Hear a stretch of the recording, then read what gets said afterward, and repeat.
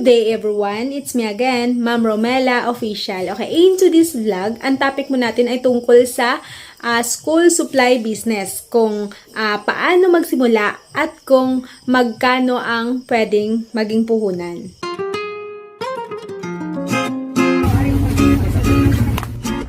Bago tayo magsimula, sa hindi pa nakasubscribe sa aking munting channel, please subscribe my channel and hit nyo na rin yung notification bell para updated kayo pag may bago akong upload. Paano nga po ba magsimula at magkano ang pwedeng maging puhunan sa isang school supply business? Okay, simulan po natin muna sa paano nga ba magsimula. Unang-una, dahil nagsisimula pa lang tayo, kailangan nating alamin kung ano nga ba ang palaging binibili or ginagamit ng ating mga guro, estudyante, at mga nag-o-office. Dahil sila talaga yung ating target. At yung mga items na palaging ginagamit nila, yun ang mga items ang ating bibilhin. O yun talaga ang mga items na kailangan meron tayo. Dahil yun ang mga items na fast moving. Lalong-lalo na sa atin na nagsisimula pa lang. Pero wag natin kaligtaan na bumili rin ng mga hindi ganun ka fast moving na mga items. Pero hinahanap or ginagamit ng ating mga mag-aaral, guro at mga nag-o-office. No, kailangan din natin magkaroon ng mga hindi ganun ka fast moving pero ginagamit din nila. Kahit kukonti lang. Nang sa ganun ay makompleto at hindi na sila pumunta pa sa iba. Maging one-stop yung iyong tindahan. School supply business ay masasabi kong maganda. Dahil ito yung business na sinisimulan ko ngayon. At nakikita ko talaga na maganda ang daloy or maganda ang takbo ng aking negosyo. So, lalong-lalo na pag may mga project, no? May mga project yung ating mga estudyante, no? Yung mga teacher, no, meron silang mga araw na dagsa sila. No. So, maganda, lalong-lalo na siguro pag pasukan. So, dito tayo sa kung magkano nga ba ang pwedeng maging puhunan sa negosyong school supply business. Okay, so sa akin, no, puhunan ko sa school supply lang lahat, ha. Hindi kasama yung mga dinagdag kong mga bag, ganon. So, sa school supply lang lahat, no, nasa 30 to 50K yung pinuhunan ko. So, dahil nag-ano ako meron ako mga suki na binibenta din sa kanilang barangay, ganon, no, sa kanilang bahay, no, nagbebenta ng mga school supplies. So, binibigay natin ng wholesale sa kanila.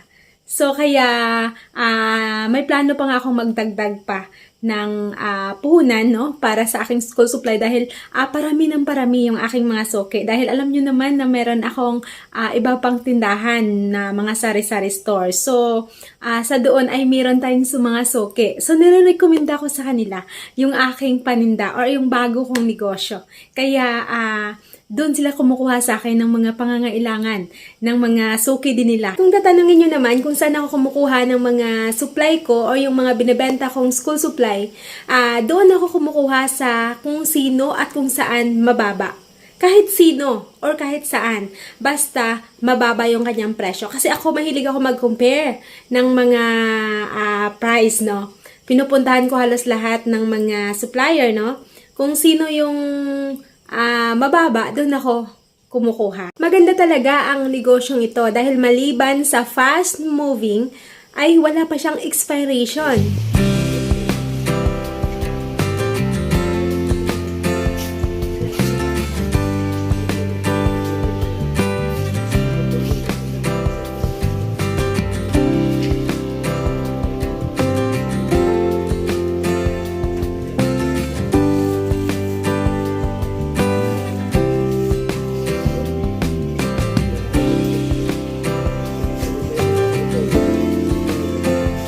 Ano nga po ba ang mga dapat mong iwasan para hindi ka basta-basta malugi sa iyong panindang school supply? So, unang-una, iwasan mong matapunan ng tubig ang iyong panindang school supply. Lalong-lalo na sa mga papel, mga notebook. Pag yan natapunan ng tubig or natuluan ng tubig ulan or something mga ganyan, no? Or soft drinks or ano man dyan matapunan yung paninda mo, automatic malulugi ka. Kasi magdidikit-dikit yan, lalo ng mga papel, notebook, nung magdidikit-dikit. So, hindi mo siya na mabenta.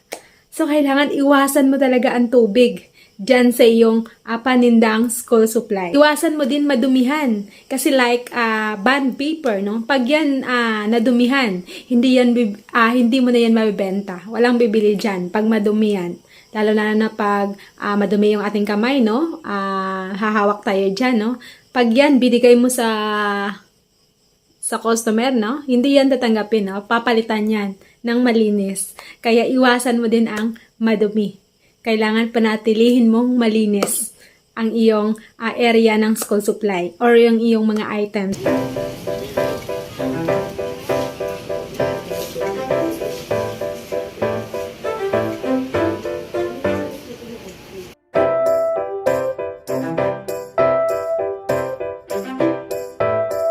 Kaya sa mga nagbabalak dyan, magnegosyo ng school supply, naku, magsimula ka na para sabay-sabay tayong aasenso. Hanggang dito lang po tayo mga Lods at sana nagustuhan po ninyo ang ating topic ngayon. At sa mga palaging sumusuporta at sumusubaybay po sa aking munting channel, maraming salamat po sa inyong lahat. At sa mga hindi pa pala dyan subscribe sa aking munting channel, please subscribe my channel and hit nyo na rin yung notification bell para updated kayo pag may bago akong upload. Thank you!